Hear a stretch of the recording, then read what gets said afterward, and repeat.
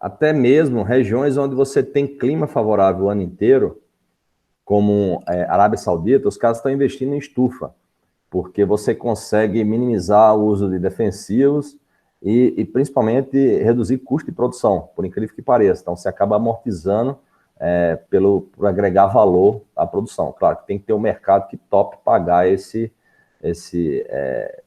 por esse produto de melhor qualidade, né? Melhor qualidade em relação à aparência, melhor qualidade também em relação à condutividade elétrica, então é sistema hidropônico de produção de tomate. Mas no Brasil é principalmente plantas ornamentais. A gente vai discutir um pouco sobre o assunto. Por favor, pode abrir o microfone quando tiver dúvida e participar, tá joia? Então,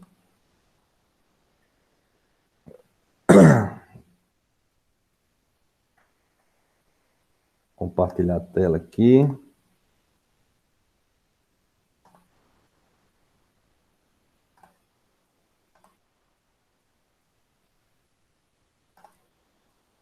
Todos estão vendo os slides?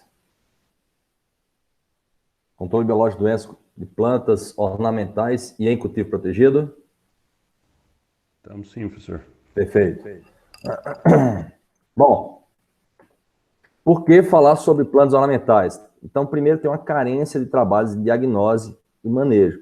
Então, nem sempre a gente conhece muito bem, porque é um nicho muito específico, não tem muito investimento em pesquisa da área pública, é muito mais os próprios produtores que correm atrás e colaboram entre si para identificar o que está acontecendo de problema. Carência de trabalhos de melhoramento, então o melhoramento é muito mais voltado para a parte de novos produtos, né? Então uma flor que tem uma aparência diferente, né? Uma arquitetura diferente, do que propriamente resistência à doença. Então eu preciso de estratégias para controle de doença. Tem um outro problema que é uma dificuldade de registro, é uma cultura muito menor, então a empresa não vai investir um grande recurso para registrar um produto para uma cultura específica. Então, até a gente fala muito, né, uma notícia que foi muito divulgada, que falava que o pimentão era o campeão de contaminação de alimentos, não sei se vocês acompanharam, e na verdade, o que tinha de resíduo e o que tinha de produto era muito semelhante ao que tinha já para tomate, mas simplesmente não tinha registro para pimentão. Se não tem registro, está ilegal o resíduo que está sendo encontrado no pimentão. Então, a gente tem que entender isso, e isso criou um cenário muito favorável para o controle biológico, pessoal, porque a gente tem um registro do produto biológico por alvo biológico e não por cultura. Então, se eu tenho um produto que é registrado para controle de oídio, né, então vai ter esse registro, pode ser estendido para outras plantas em que o oídio vai ocorrer também, independente de ser em cultivo protegido, em campo aberto, né, independente da planta que seja hospedeira. Então, o registro é por alvo biológico. Então, isso é uma vantagem competitiva. E quem provocou isso e quem trouxe à tônica o controle biológico, a utilização em larga escala que eu digo, a porcentagem de adoção por setor foi o cultivo protegido. Então, os produtores de Olambra, então eles começaram com isso quase 20 anos atrás. Então, são duas tônicas. Uma é a questão de compliance, né, adequação, e outra é a questão de custo de produção. Então, muitos relatos que conseguiram reduzir, inclusive, o custo de produção, não só pelo insumo em si, mas pelas menores indenizações que tinham que pagar para produtores, por exemplo, que estavam intoxicados, pela possibilidade de escalonamento da produção, porque antes tinha um período de reentrada quando aplicava um fungicida, quando você aplica um biológico, você não tem esse período de reentrada. Então, são vantagens competitivas, entendam, e eu gosto muito de usar esse sistema como exemplo, porque muita gente pensa que o controle biológico é a utilização para a agricultura orgânica, e não existe diferencial de certificação para plantas ornamentais em relação à produção orgânica. Então, você não tem pouco, talvez uma fração mínima da população que pagaria mais para ter uma rosa orgânica ou um crisântemo orgânico, né? Então, não é um nicho que o registro para orgânico teria esse apelo. Mas é um nicho onde você tem uma adoção muito grande do controle biológico por outras razões, e razões técnicas, né, e de custo, relacionadas ao custo também. Então, tem outra questão que são pequenas áreas e que tem circulação. Então, controle biológico, como eu falei, permite essa reentrada do trabalhador e a escalonamento da produção, que é muito importante para você pagar uma estrutura. Então, a estrutura é muito cara. Então, tem que ter constância de produção, então coloco vários estágios de desenvolvimento da planta, na mesma estufa, para eu ter constância de produção. Então, constância de produção significa também que eu vou ter que reentrar na área para fazer tratos culturais em determinado momento. Então, o controle biológico permite essa reentrada. Então, não existe período de carência, né, relatado para agentes de controle biológico. Então, um exemplo, a gente tem as mesmas doenças, vamos dizer assim, que a gente encontra em plantas a campo, né? Então, murcha vascular, a gente encontra problemas com murcha vascular. Está aqui o exemplo do ciclamen, mas a gente tem também crisântemo. Na época eu fazia pós-graduação, mestrado, né, na Embrapa Meio Ambiente, lá em Jaguariúna, do lado de Olambra. Crisântemo era um cultivo que tinha muito forte lá na época. E os caras tinham problemas sérios com murcha de fusário. Estava abandonando o cultivo e na época era bem rentável o cultivo de crisântemo. E o problema estava sendo na água de irrigação. Então o cara fazia o descarte das plantas que estavam com sintoma, né? Do lado de fora, via enxurrada, levava, captava clamidósporo, refazia a infestação do solo, 100% da área dele estava tomada. Aí não tinha fungicida que conseguisse controlar a doença.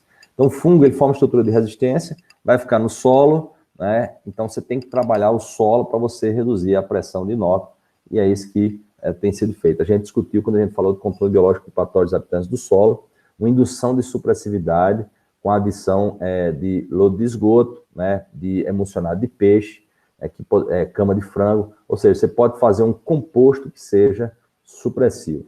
Quem quiser entender mais sobre esse assunto de composto supressivo, tem todas as publicações de um colega que chama Hoytink, Hoytink.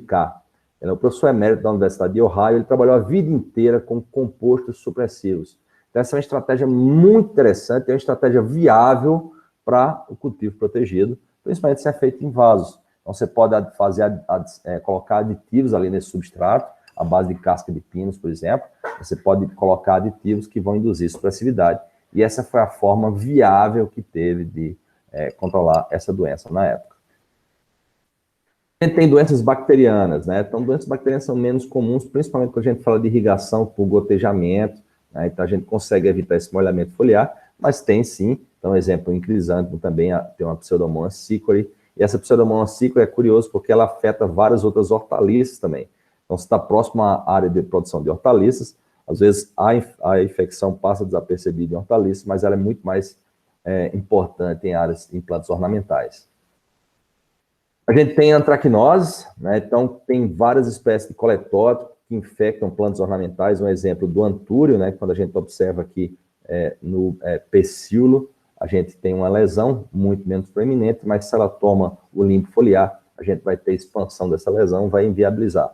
E é o tipo do cultivo que a mancha importa, ou seja, se eu tenho uma pequena pinta, eu posso depreciar ali a produção, não só, né, o aspecto visual, mas também a possibilidade de ter essa doença virar uma doença pós-colheita, né, porque eu vou levar aquilo lá, vai ter o período de transporte, vai ter o período que vai ficar lá na floricultura, enfim, eu vou ter um período ali que essa doença pode progredir e pode inviabilizar. Isso vai ter um efeito cascata negativo em toda a cadeia de produção.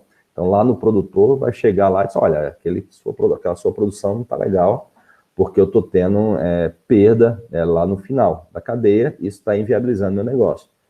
Então, um outro aspecto do controle biológico interessante é o residual de proteção. Mais uma vez, enfatizo, não é um diferencial de certificação, não é porque é orgânico, é controle biológico porque realmente, tecnicamente, funciona e dá um residual de proteção. Em orquídea também é comum a gente encontrar essas lesões, então lesões esbranquiçadas, que começa inicialmente enegrecida, fica esbranquiçada no centro com os pequenos pontos, que são os acérvulos do fungo. Então, antracnose é uma doença importante, a gente tem tecnologia de controle biológico para controle dessas doenças. Então, mesmo conceito que a gente falou de controle biológico no filoplano, também se aplica aqui para cultivo protegido. A gente tem patógeno necrotrófico, M-biotrófico, no caso de coletótico, e tem os biotróficos. A gente tem ferrugens, né, como a ferrugem branca do crisântemo. A gente tem oídio talvez seja a principal principal doença em cultivo protegido, considerando as diferentes culturas, não só plantas ornamentais, mas hortaliças também cultivadas em cultivo protegido, porque se toma uma decisão de fazer irrigação por gotejamento. Então, irrigação sem molhamento foliar. Você reduz a maior parte das doenças foliares. Mas o oídio, ele é favorecido por essa questão de não ter molhamento foliar. É tanto que em alguns sistemas, eles fazem uma alternância, né? Então, faz um pouco de molhamento foliar, que a água inviabiliza os conídeos de oídio, né? Então, no caso aqui, Sphaerotheca panosa, que é o agente biológico do oídio da roseira. E a gente tem potencial de uso do controle biológico para esse sistema. Então, o oídio, como eu falei, um dos grandes vilões. Bom, então, um dado já mais antigo, tá, pessoal? Mas é só para ilustrar o crescimento da plasticultura no Brasil, e onde está concentrada a maior parte dessa plasticultura é no estado de São Paulo. Então, só um relato, né? Estima-se que São Paulo, no estado de São Paulo, a gente tenha mais de 8 mil hectares, tá? Então, 50%, esse valor de área é bem maior hoje, mas continua mantendo essa proporção, ou seja, o estado de São Paulo detendo a maior parte do que se tem de cultivo protegido. Está mudando em relação ao que se produz. Então, antes era só plantas ornamentais, hoje a gente tem produção de mudas de citros, né? Mudas de café, mudas para reflorestamento, né? Mudas de plantas nativas para recomposição de matas ciliares e produção de hortaliças, alguns nichos de mercado, né? Que uma hortaliça, um tomate, por exemplo, é mais caro sendo produzido ainda, porque a gente tem a possibilidade de produção em campo aberto a um custo bem baixo. Mas a tendência está sendo gradualmente a gente também ter esse tipo de produção, está barateando o sistema de produção em cultivo protegido, né? Então, está tendo um apelo para a redução de resíduos, né? Então, algumas cadeias de supermercados levam muito isso em conta. Então, uma boa estratégia é fazer no cultivo protegido, e aí você cria um ambiente extremamente favorável para o controle biológico. Por quê? Porque você consegue controlar a umidade, você tem menor incidência de raio ultravioleta, né? A temperatura é mais estável, ou seja, você tem um ambiente extremamente favorável para o micro-organismo antagonista funcionar. O investimento é alto, né, em um sistema desse, né? Então é um dado um pouco mais antigo, talvez tenha aumentado esse custo, mas é o custo contando o investimento da plasticultura, quanto é por metro quadrado e quanto é para irrigação. Claro, vai mudar, quanto mais automatizado o sistema, mais caro vai ser o metro quadrado, né? Mas com o aumento do custo de mão de obra, a tendência também é a gente aumentar a mecanização, aumentar a automação dos sistemas. A cultura implantada deve ter um retorno em 1 ano. Então, o retorno é rápido, né? Tem que ser rápido, né? O cultivo de diversas plantas, frutos e hortaliças pode ser feito, às vezes mais de uma espécie. Lá na Holanda, né, os caras estão produzindo banana em estufa, para vocês terem ideia. Então, por quê? Porque tem uma valorização muito grande do produto fresco. Aí não é nem um mercado de orgânico, né? Não é nem um mercado de redução de resíduo de defensivo, é um mercado de fruta fresca. Lá no Japão, os caras estão produzindo manga em estufa. Consegue manter um ambiente de um clima tropical, né? Clima mais, temperatura mais alta, para ter um produto fresco, né? Um produto que foi recém-produzido, não precisa ser transportado. Então, isso tem, claro, um custo muito mais alto, mas são nichos de mercado, e para controle de doenças foliares, se eventualmente tiver, então, o controle biológico tem sido muito empregado.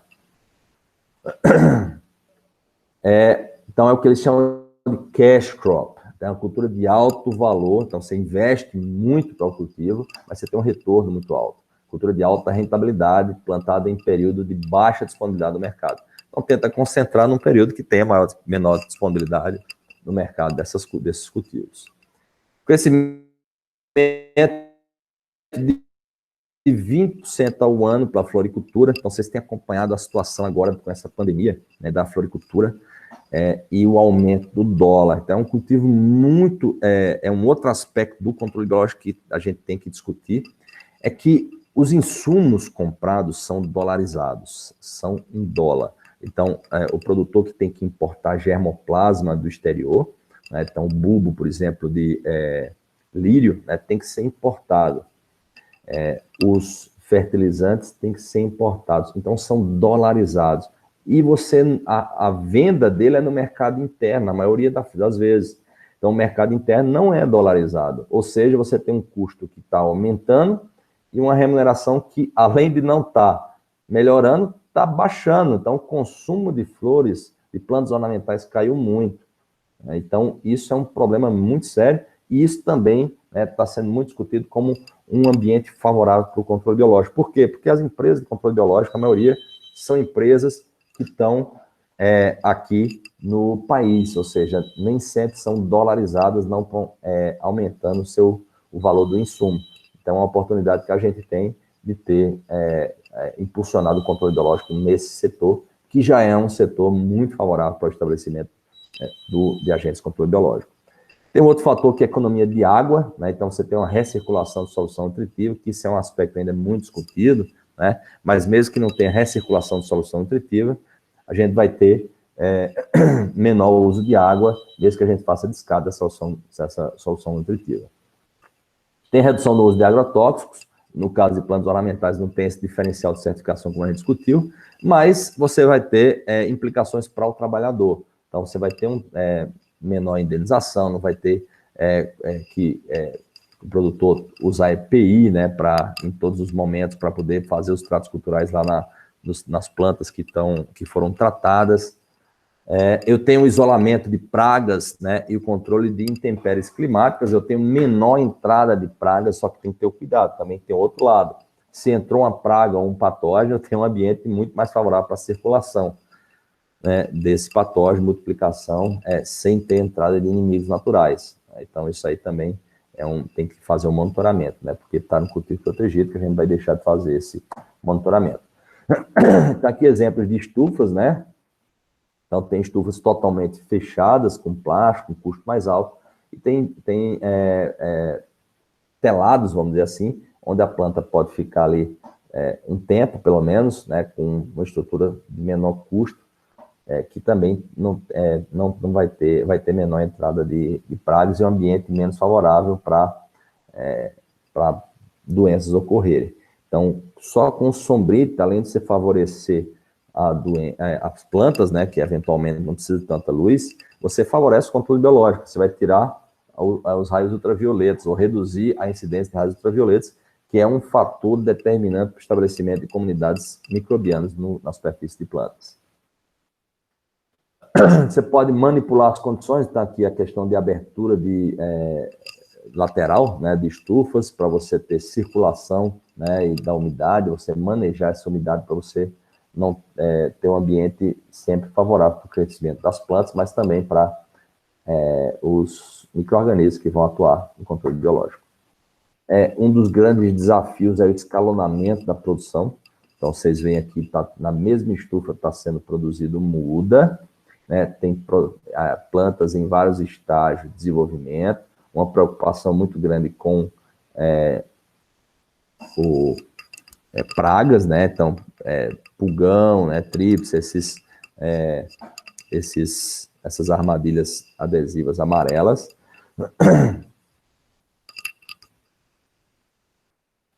A gente tem a necessidade de reentrada, então o tempo todo a gente está tendo tratos culturais, então é um ambiente favorável. Você vê que o trabalhador está trabalhando sem EPI, uma área que foi aplicada ali o controle biológico no dia anterior, então não tem problema dele trabalhar sem EPI nesse ambiente. Então isso é uma economia, isso melhora o rendimento do funcionário, porque o ambiente, a temperatura é alta, né? Você botando EPI, você cria um ambiente desconfortável, você reduz invariavelmente o desempenho do trabalhador também.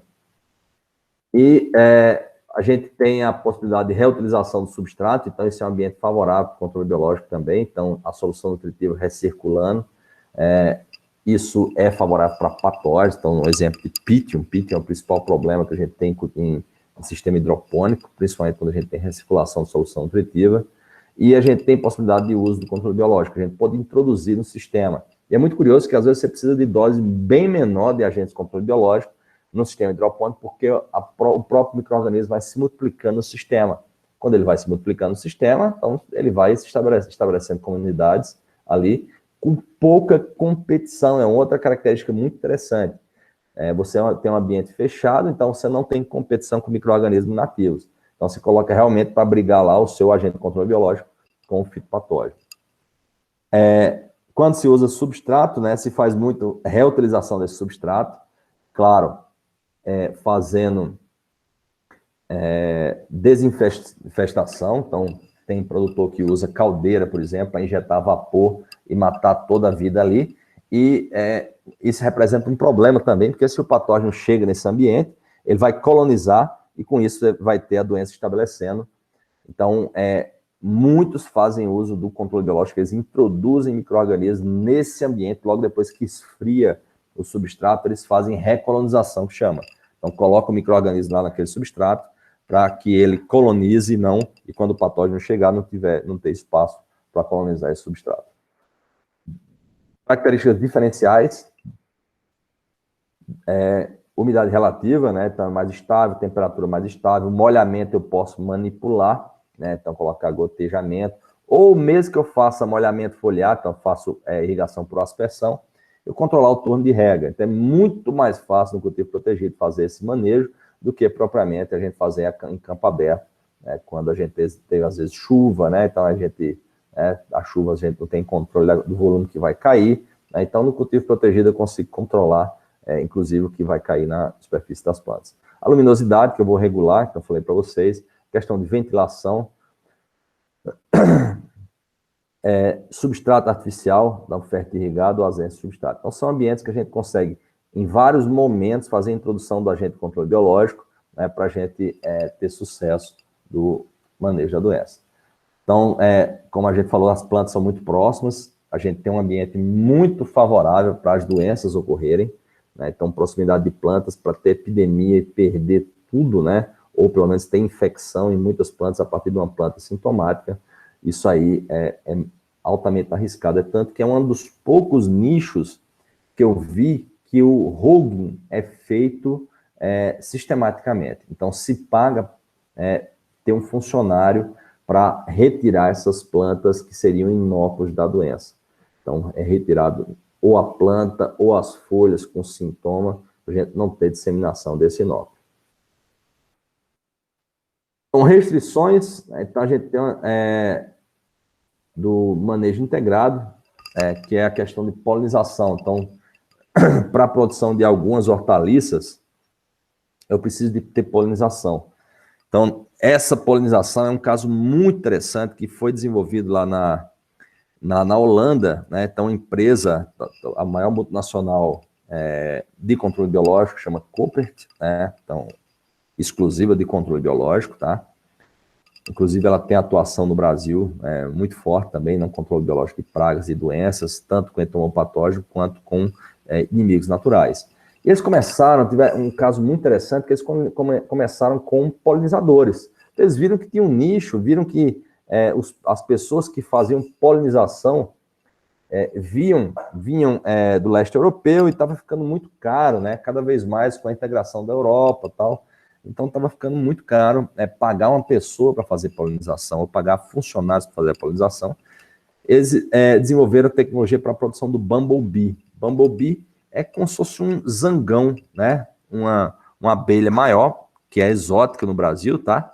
Mas que lá na Europa não é. Então, eles produziram isso, liberaram em cultivo protegido e viram que aumentava muito a polinização.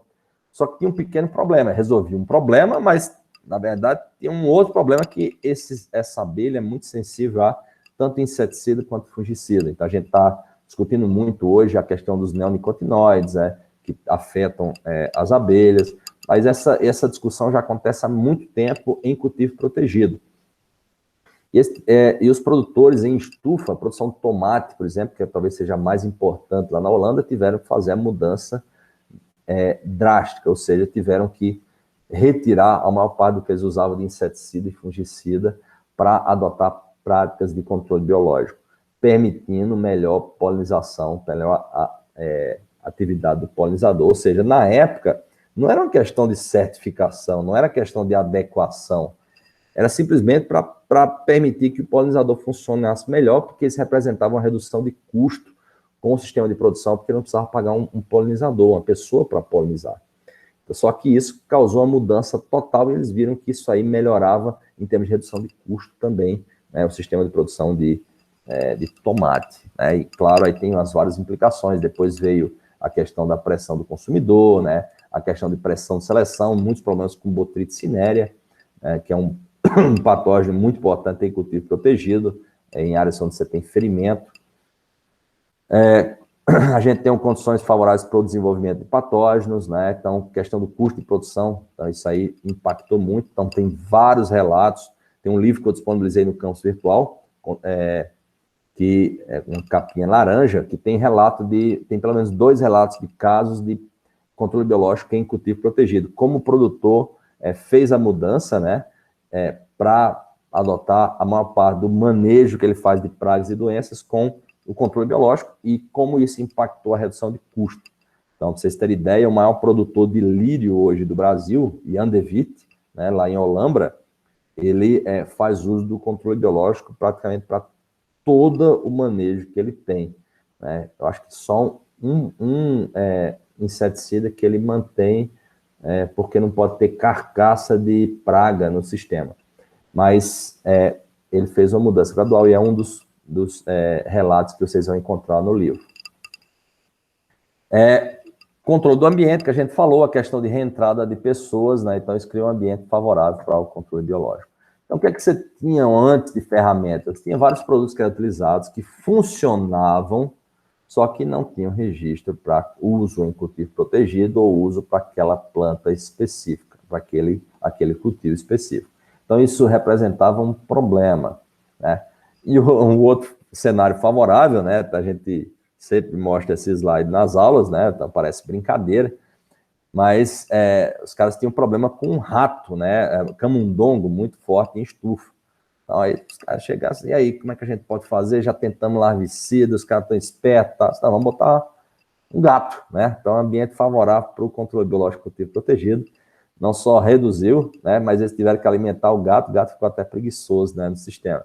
E é comum você encontrar gatos, né, em estufa de cultivo protegido, né? Então, os donos estão colocando para afugentar camundongos, que é um problema nos estágios iniciais de desenvolvimento de algumas plantas ornamentais. Então, o que a gente vai usar como estratégia de controle biológico é semelhante ao que a gente já discutiu para o filoplano, que é aplicações preventivas, é fundamental, mais do que qualquer outro nicho, pessoal, a gente tem que trabalhar de forma preventiva. Por quê? Porque eu não posso ter uma manchinha lá da doença. A rizosfera, a indução de supressividade e recolonização do substrato.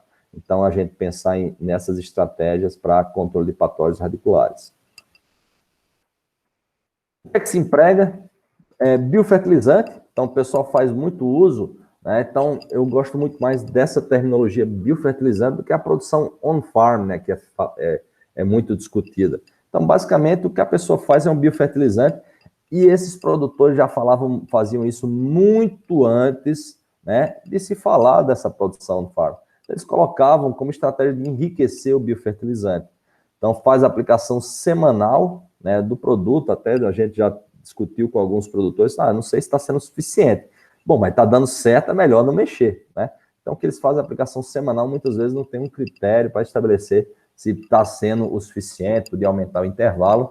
Como o custo é baixo, né, do insumo e vai via sistema de irrigação por aspersão, não tem custo a mais para fazer a aplicação do produto, então é feito de forma semanal, né, junto com a irrigação das plantas.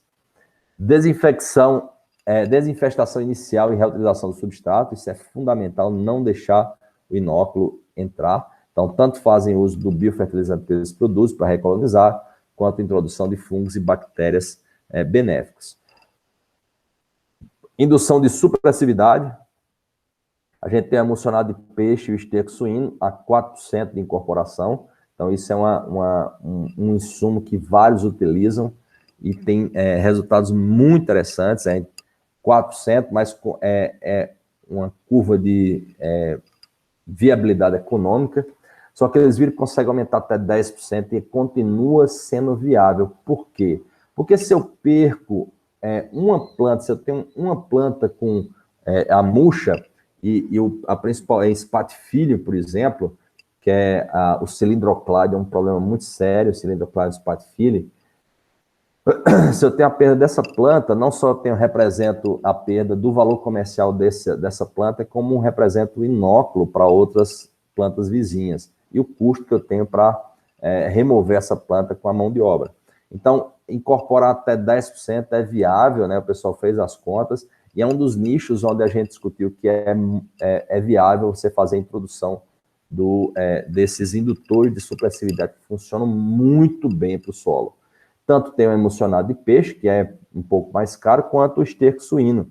Lembra, tem que ser o esterco suíno da fase de terminação e o esterco fresco, ou seja, vai ter um mau cheiro. Não, mas peraí, planta ornamental com mau cheiro?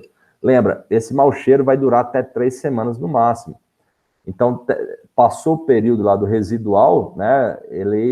Quando você for vender aquela planta ornamental, se for junto com o vaso, esse cheiro já vai ter se extinguido, ok? Cuidado no timing de aplicação, presença de frações ativas, que é o que a gente discutiu em relação a momento, né, de coleta disso aí. Residual de cheiro, né, que pode depreciar, mas então fazer no início do desenvolvimento de plantas para esse cheiro já se extinguir com o tempo. Manejo de oídio, a gente não tem produto ainda no Brasil para controle de oídio específico, como no caso do Ampelomyces quisqualis, que é um hiperparasita que só ataca oídio. A gente tem produtos registrados para controle de oídio, que inclusive podem ser utilizados em cultivo protegido, tá, pessoal? Mas esse Ampelomyces quisqualis é um produto comercial em vários países onde você tem cultivo protegido muito intensivo. Ampelomyces quisqualis. E a gente encontra no Brasil, a gente tem isolados nativos de Ampelomyces quisqualis. Então, só a título de curiosidade, se vocês tiverem a oportunidade de andar, né, em algum campo, vocês vão encontrar muito oídio, né, nas plantas nesse período. Em cima do oídio, branquinho, vocês vão observar umas bolinhas pretas. Essas bolinhas pretas, muitas vezes, é a Ampelomyces quisqualis. Pode ser o cleistotécio, que é a fase sexuada, a gente encontra também aqui na nossa região, mas é muito mais comum a gente encontrar uma Ampelomyces quisqualis, que é o hiperparasita do oídio. Pode ser utilizado leite ou derivados, né? Então a gente vai falar sobre controle biológico com produtos alternativos. Então leite é uma das possibilidades, leite a 5%, ou o soro do leite também tem um efeito muito bom, né, no controle de oídios, tá? É uma possibilidade também para a área de cultivo protegido. Não existe registro, claro, né? É um produto amplamente utilizado e nem se fala da questão de toxicologia, né? Evitar o inóculo inicial sem criar o vácuo biológico, né? Então, a gente evitar o inóculo inicial, mas não, né, eliminar tudo. Então, tem muitas práticas que o pessoal faz uso de biocidas, ou seja, gases, né? Então, tem vários produtos que são aplicados no solo. Então, existiu o brometo de metila, que era muito utilizado em cultivo protegido, foi banido. Mas existem outros produtos, né, análogos, que têm frações voláteis para infestação do substrato. Você tem produtos que são utilizados então, como caldeira, né, que você vai injetar vapor para matar. Então, qualquer estratégia, sanitizantes, né, como a amônia quaternária, que o pessoal tem feito uso também. Então, se for feita a adoção de fazer uma dessas estratégias que elimina a microbiota do solo, ou seja, vai eliminar patógeno, mas vai eliminar também micro-organismos benéficos, é muito importante a gente fazer a recolonização com agentes de controle biológico. Como é que faz a recolonização? Com micro-organismos benéficos, você pode fazer com biofertilizante, né? Quanto mais diversificado você tiver lá esse sistema, mais interessante vai ser em relação ao controle da doença. Aqui um dos sistemas que é utilizado, né? Então, basicamente é uma caixa, né, que você tem a fermentação aeróbia aí, então você tem a oxigenação lá do sistema, para você ter, e o que é utilizado? 50% de matéria orgânica, né? Então 50% de esterco, 50% de água, né? Vai bater aquilo lá. Então a fermentação vai ocorrer por até 30 dias, com isso depois você filtra, né? Então, e você faz a aplicação que pode ser feita no sistema de irrigação. Então, aqui tanques maiores são utilizados, né? Então, isso aqui lá em Holamba, vocês veem aqui os tanques, né? Que o pessoal depois que filtra vai deixando aqui nos tanques, para já injetar direto no sistema de irrigação na sequência. Então, aqui, ó, mais uma vez, outros tanques de biofertilizantes. Então, depois, né, vai injetando no sistema de irrigação como um todo.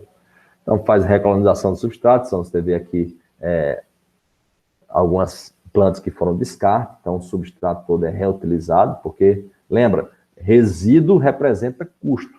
Então, se eu vou jogar fora, o jogar fora representa um custo. E, ao mesmo tempo, eu preciso comprar novo substrato. Então, quanto mais eu conseguir reutilizar aquele resíduo que eu ia jogar fora, eu vou economizar dos dois lados.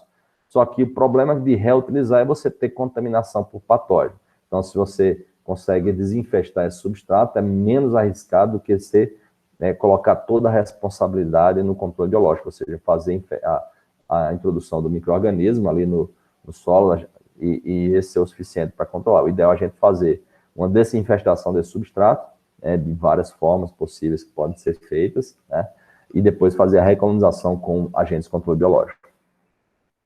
Uma das estratégias de baixo custo, vamos dizer assim, que é utilizado para a desinfestação do substrato, a gente falou da caldeira, mas tem um custo, né, constante, não só pelo equipamento, mas pelo aquecimento da água, etc. Mas tem um coletor solar, que pode ser utilizado, se vai utilizar a menor escala. Então, essa aqui é produtor de mudas de frutíferas, aqui no sul de Minas. Então, eles fazem uso do coletor solar. Vejam que está no inverno, né? Então, aqui a gente tem as plantas sem folhas atrás, né? Plantas de pêssego, por exemplo, e mesmo assim o coletor solar está funcionando.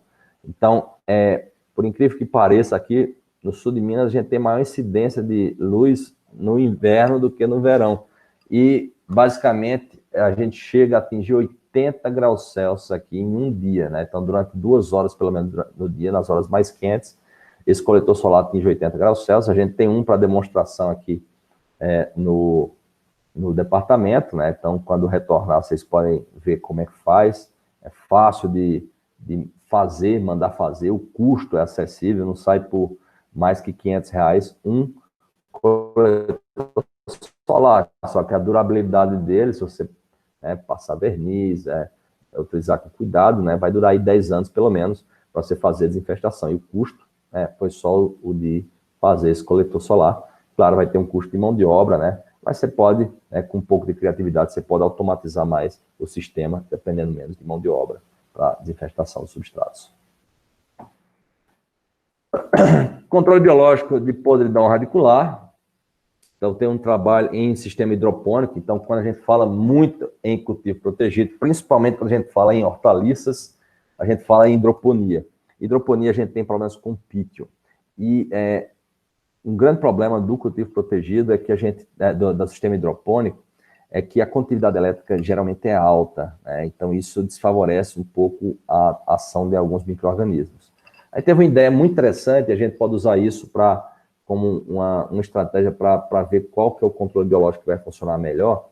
É que uma doutoranda, ela pensou, tinha um projeto muito grande, né, financiado pela FAPESP, lá no estado de São Paulo, e eles estavam fazendo a biota mangue, né, identificando o que tinha de micro-organismo associados às plantas de mangue que pudesse representar um potencial de uso. Então, o que é um ambiente de mangue? É um ambiente com alta condutividade elétrica, em que eu tenho flutuação de umidade. Então, tem hora que eu tenho a maré está alta, a maré está baixa. É exatamente o sistema que a gente tem no sistema hidropônico. Então, eles selecionaram daqueles micro-organismos oriundos do mangue, se tinha algum que tinha potencial, eles viram que tinha um que tinha um potencial muito grande. Então, vocês veem aqui vários isolados, né, testados, e que foram semelhantes à testemunha não inoculada em relação ao desenvolvimento de plantas. Então, aqui, testemunha inoculada, um outro isolado que não funcionou absolutamente nada para redução da doença. Você misturava esses isolados, perdia essa eficiência. Ou seja, tem potencial, né? Isso aí está na gaveta, né, de vários pesquisadores. São produtos que podem virar tecnologias para serem utilizados no mercado. Então, o controle biológico tem um grande potencial ainda de desenvolvimento, baseado no que já foi feito de pesquisa, e está lá esperando empreendedores como vocês, quem sabe no futuro, serem. Bom, isso é um portfólio, pessoal, de um produtor que utilizava lá em Olambra. Achei interessante a gente discutir. né? Então, ele tinha um produto à base de bacilos, ele fazia o fracionamento ele mesmo lá, para controle de manchas foliares, era um produto à base de bacilos. Ele fazia para controle de tombamento, produto à base de tricoderma. E é um aspecto muito interessante, pessoal, de discutir. A formulação, ele tinha a exigência que essa formulação tinha que ser líquida.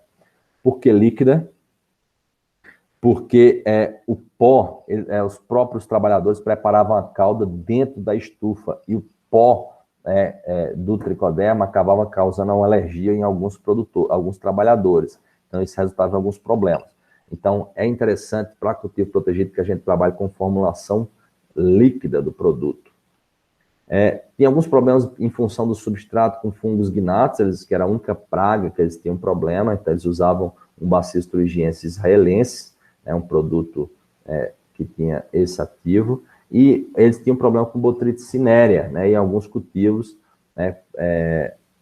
como o lírio, por exemplo, Então, eles faziam uso de Clonostax rosea, na realidade é um produto registrado como fertilizante foliar, que tem Clonostax rosea em sua composição, certo?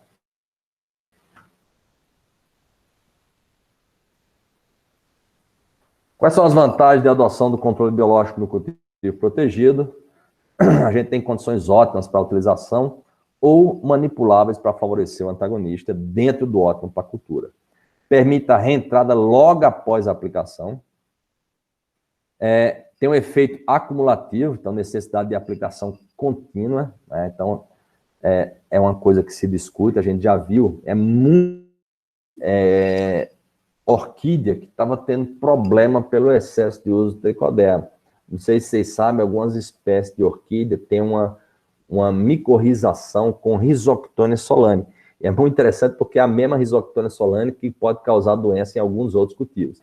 Então, é uma coevolução que a orquídea teve com a Rhizoctonia, que bloqueou o ataque dela quando está colonizando, então só tem os benefícios ali de captação de nutrientes. Mas, quando eu uso tricoderma, acaba matando esse micro-organismo benéfico, no caso a Rhizoctonia, e representava um problema. Então, tem que ter cuidado com o excesso de utilização se eu não tenho recirculação. O excesso de tricoderma está sendo muito evidente recentemente. O excesso de uso de tricoderma pode causar problema no desenvolvimento de plantas, porque é controle biológico que é benéfico. Então, é muito comum, quando o tricoderma promove o crescimento de plantas, ele produzir fito-hormônios. E a gente sabe que excesso de fito-hormônio pode causar problema. Então, tem que seguir a recomendação de utilização pelo fabricante. É um padrão para todos? Não, cada fabricante vai ter sua recomendação de uso, então essa recomendação de uso é o que vai representar o sucesso da tecnologia. Então, o registro continua sendo um entrave, mais facilidade da adequação do sistema. Então, o registro, na verdade, é por alvo biológico, Então, registrado por alvo biológico, independente de ser cultivo protegido ou campo aberto, eu posso utilizar o produto. Redução de custos com manejo fitossanitário e tecnologia de aplicação. Então, tentar reduzir esse custo da aplicação, colocando via sistema de irrigação, é um passo por sistema de irrigação. A gota é muito pesada. Eu tenho baixa persistência dessa gota na superfície de folhas. Então, o sistema de irrigação é interessante do ponto de vista operacional, mas em termos de distribuição do produto na superfície de folha é muito baixa. A gota não persiste na folha, então tem que procurar fazer uma nebulização. Então, quanto menor o tamanho de gota, claro, acima de 100 micra, em torno de 100, 200 micra, eu consigo uma melhor distribuição ali na superfície de folha. Agregação de valor ao produto, cultivo protegido, então pode acontecer para hortaliças, então isso aí é um potencial ainda muito pouco explorado no Brasil, então representa um potencial de utilização. Integração com outras práticas de manejo, então compatibilidade com outras estratégias de manejo, combinação com controle genético, no caso de oídio, sanidade de material de propagação, isso é fundamental. Lembra, controle biológico é uma ferramenta do manejo integrado, não é a solução. Okay? Assim como o controle químico não é a solução, assim como o controle genético, uso de variedades existentes, não é a solução. Então, o sucesso está ligado à integração de métodos. Claro, tem que ser botado na ponta do lápis como é que vai ser essa viabilidade. Então, fazer Hogan é eliminar plantas sintomáticas é muito favorável para o manejo integrado. Tem que botar na ponta do lápis se vai ser viável ou não fazer esse Hogan, essa eliminação. Mas quanto mais práticas de manejo você integrar, maior sucesso do controle biológico. É o caso também para o controle biológico no cultivo protegido. Manipulação das condições de cultivo, né? Então, depende da planta, quem manda é a planta, não o controle biológico. Mas as condições para o cultivo protegido já são mais favoráveis do cultivo em campo, né? Então, isso aí favorece muito o controle biológico. Desinfestação do substrato, desinfestação de bandejas, Hogan, enfim. Eu não entrar com inóculo do patógeno na área, né? Então, isso é fundamental. Elevar os vasos ou as bandejas do solo. Por quê? Porque quando tem um contato com o solo, eu tenho uma disseminação ali do inóculo, né? Então, passa de um vaso para o outro, através de um biofilme pequeno que fica lá no solo. Se eu consigo elevar esses vasos, essas bandejas, eu já vou ter também redução da disseminação de inóculo entre uma planta e outra e o menor microclima favorável para o desenvolvimento de doenças. Quando tiver trânsito de pessoal, lembra que uma estufa pode estar com inóculo, ou quando vier do campo para dentro da estufa.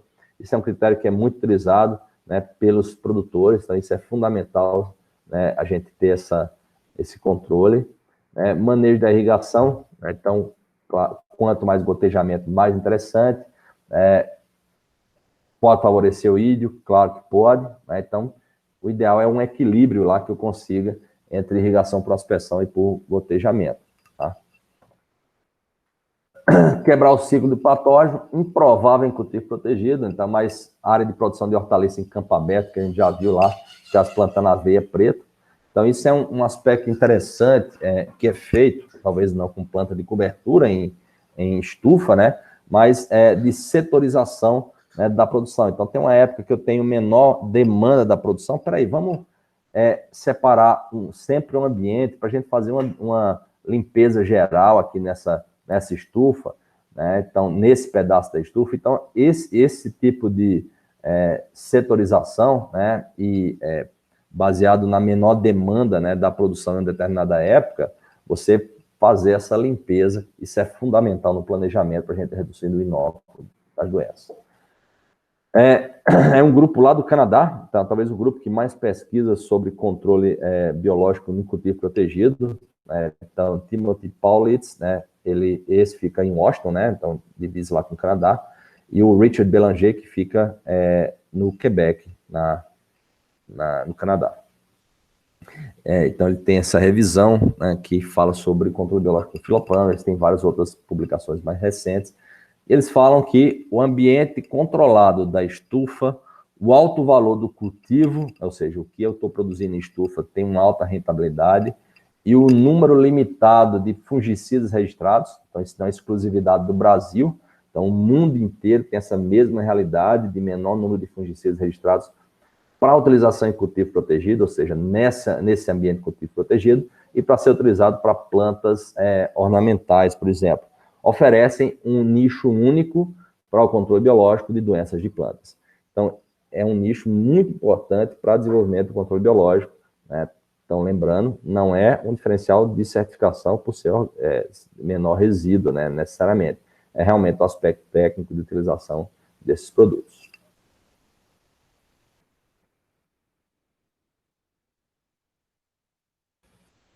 Bom, pessoal, dúvidas?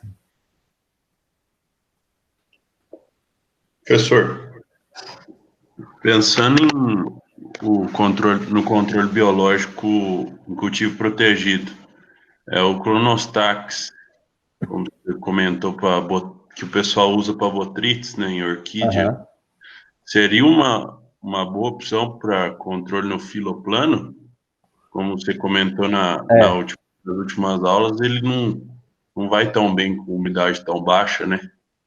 Não, então, uma estratégia muito interessante do Clonostax é que ele cresce endofiticamente. Então, ele é muito sensível à ultravioleta, tá? Então, você aplicou lá, então tem que aplicar mais no final do dia, ou no ambiente, um clima mais nublado. Só que a vantagem é que ele coloniza os espaços intercelulares. Então, ele colonizando os espaços intercelulares, ele vai suprimir a esporulação de botrites e, eventualmente, chegar ao patógeno. Só que tem que ter muito cuidado, pessoal. Então, morango, por exemplo, então, ele, à medida que o fruto vai amadurecendo, se ele está colonizado por Clonostax, ele começa a ficar branquinho por fora, né? Aí o pessoal fala, não, mas deprecia o valor comercial, não tem problema nenhum em termos de toxina e tal, mas ninguém vai comprar o morango, né? Então, tem esse lado, né, de risco associado com o uso de Clonostax. Eu não sei como é que fica em rosa, por exemplo, né? Se ele esporularia na pétala de rosa, né, depois que a pétala vai entrando em senescência. Então, esse eu nunca vi, para ser bem sincero. Mas é um excelente produto para controle de botrites. Infelizmente, a gente não tem um produto registrado como defensivo ainda. Isso já aconteceu no mundo, né? Então, assim, já tem produtos registrados em vários locais do mundo. No Brasil, eu sei que várias empresas estão se articulando para fazer esse registro de produto à base de Clonostax, como defensivo ou como bioinsumo. Por enquanto, o pessoal tem um produto, né, que é registrado como fertilizante foliar, que a gente já fez análise e a gente viu que tem realmente Clonostax, que é aquele que a gente mostrou lá. Mas, infelizmente, como é registrado como fertilizante foliar, a gente tem um desvio de uso, assim, a parte técnica a gente não pode colocar no receituário, tem que ter muito cuidado com essa parte, tá, pessoal?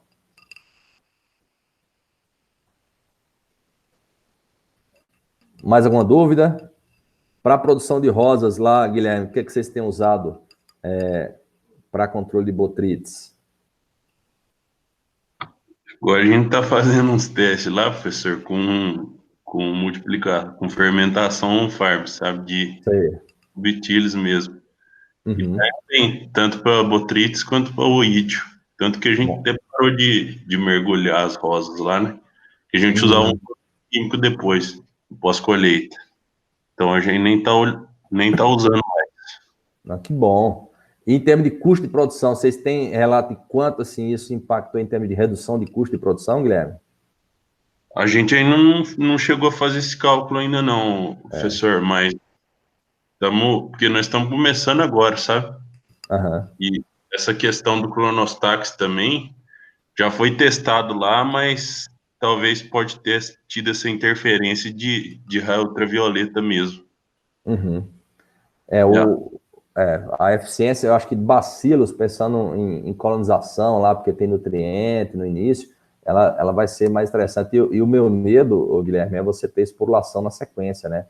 Então, você chegar lá, antes da pétala, né, entrar em senescência e começar a ter esporulação branquinha, o pessoal acha que está mofado, que é fusado e tal, então isso pode ter um risco de depreciar realmente.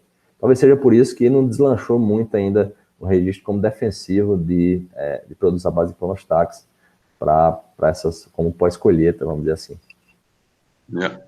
E para a questão de registro, Flávio, o custo para registro como produto, como agrotóxico para um produto biológico é o mesmo custo para o químico, por exemplo, para uma cultura? A gente vai ter uma aula sobre registro, então vamos deixar para a sequência, que a gente vai falar das diversas formas de registro. Inclusive, tem uma lei nova, né, que eu até compartilhei com vocês a discussão dessa lei, que é a lei de bioinsumos. Isso é uma iniciativa muito interessante, porque aí colocou todo mundo dentro do mesmo barco. O que acontecia? O inoculante ele é registrado como fertilizante, né? O promotor de crescimento é registrado como fertilizante, o defensivo na agrotóxico ou pela lei de agricultura orgânica. Estava uma bagunça danada, e a gente vai discutir isso quando a gente for falar de registro. Então, o Ministério da Agricultura criou uma lei única, que é a lei de bioinsumos. Então, isso é muito bacana. Então, é uma iniciativa que tende a alavancar muito, a reduzir custo de registro, a ter uma legislação própria para registro de biológicos. Então, quanto maior a oferta de produtos, né, maior menor o custo, né, a tendência de menor custo e melhoria de qualidade, porque você cria um ambiente de competição, né? Então, essa é uma tendência que a gente vislumbra, né, para um futuro breve. Pessoal, vou encerrar essa gravação. Tem uma outra aula